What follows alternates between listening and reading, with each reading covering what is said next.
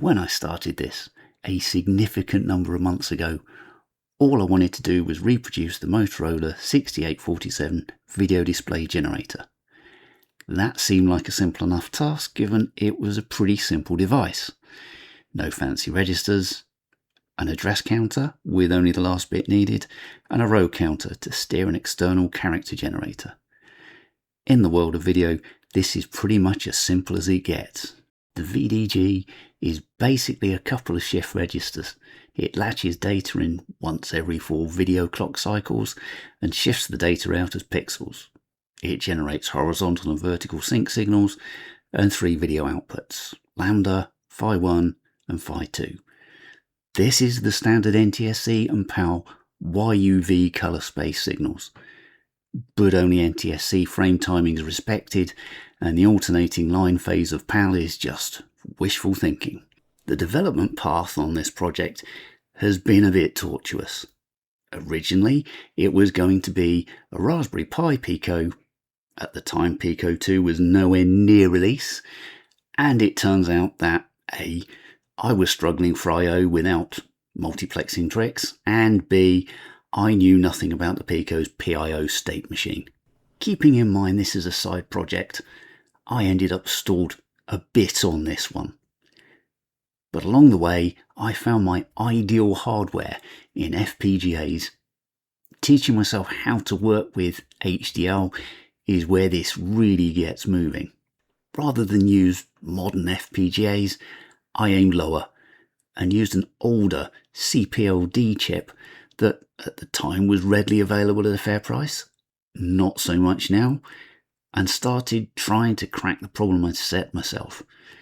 This is where most people who've seen this project will have witnessed some progress.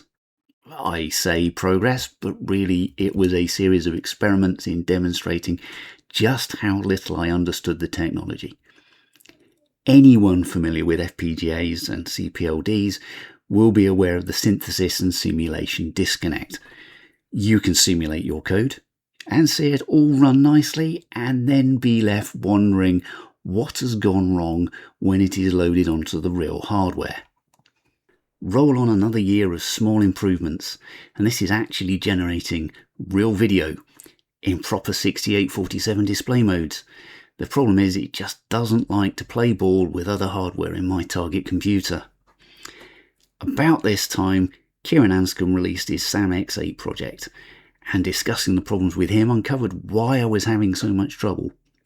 If the address bit fed back to the SAM transitions in the wrong phase of its clock generation, it simply suspends the video clock.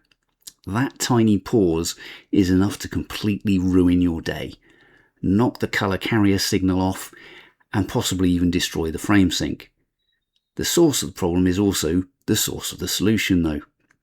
Borrowing Kieran's HDL code for the SAM and packaging it into the same CPLD means I can shortcut the timing and tell the VDG when to trigger the address transition. The good news is it all fits in the same CPLD resources with as fudge for the character generator. The 5th revision of the current design's hardware moved the goalposts and included a further enhancement to the SAM X8 code to support a handy 2 MB address space for RAM along with a smaller page size. And this is where the recent demonstrations start. The CPLD resources required for all of this are about 4 times what I originally targeted, but the result is a useful upgrade to the original SAM functionality, and the VDG can be tweaked to behave more in a considered manner. For a start, it supports multiple character sets and can transition from one to the other by strobing a SAM register address. It can also switch between NTSC and PAL output. All of these are handy quality of life improvements and mean I can build a single version to work in pretty much any Dragon, Coco or related hardware. Except the Coco 3 because that would be stupid. It also generates RGB output instead of the YUV-ish colour space it originally produced, and a possible 4096 colours, even if it is constrained to just the original palette. But that huge range of colours is needed to get the display looking right. Under the hood, the pixel clock is now the raw 14.318 MHz that the host uses to drive the generated video and CPU clocks. Using the raw clock means the CPLD can latch signals only on a falling or rising edge of the clock and still operate faster than the original video clock I was trying to work with. The result is better determinism in the output without stretching the clocking capabilities of the CPLD hardware. The prototype hardware puts the RGB straight into a single video encoder that converts the signal into composite at that point, just for compatibility with the original host hardware. Trying to show this off up to this point has been a matter of taking photos and videos with a phone camera. Not exactly high quality. Fortunately, I have some capture hardware donated, except that doesn't work in modern PCs, but I also found I had an old, basic but reliable adapter that enables direct capture, which is where some of these video samples come from. Except even that proves a problem when capturing PAL instead of NTSC. So a new device was needed, which solves the need for PAL capture. On the plus side, the faulty capture revealed some useful quirks of the colour selection in the original palettes. Basically that there are pairs of colours that are just the same signal in opposite phase within the YUV colour space. The problem at this point is that the CPLD resources are getting to their limit. I've achieved my goal, but it needs more, and the Tandy Colour Computer 3 pretty much shows the way. It is essentially a combined SAM and VDG, with lots of bells and whistles. It also has a well-trodden set of enhanced video modes. Introducing these capabilities is a bit more than a little stretch and requires updated CPLD hardware, not to mention somewhat stressful surgery to the prototype board to fit it, but it fits, and after some mopping up the result is well over twice the available resource. A programmable palette for bitmaps and for the border is a start and shows itself working nicely. Another brief stint of coding and the revised design really starts to shine. The raw video resolution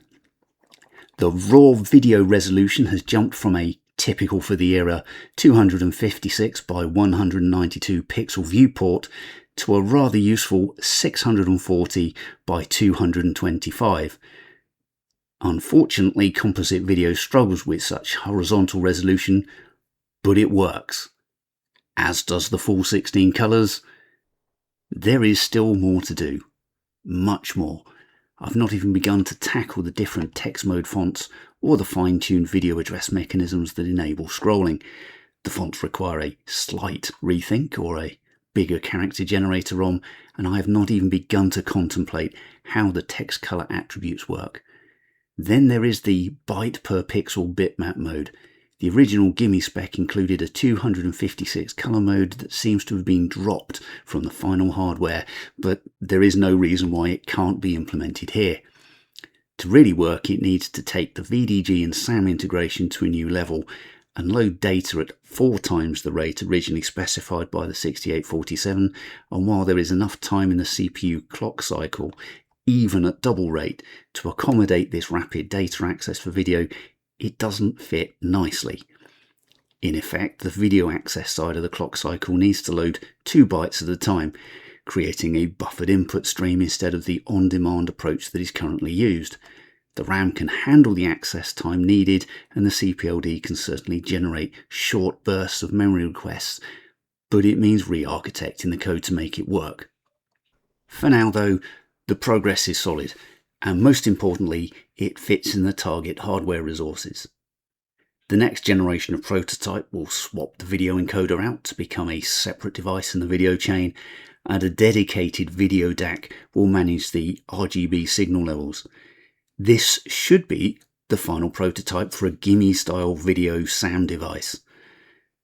But the final goal on this roadmap is an FPGA core that goes a step further by integrating a second CPU and boosting performance to new levels without breaking compatibility entirely.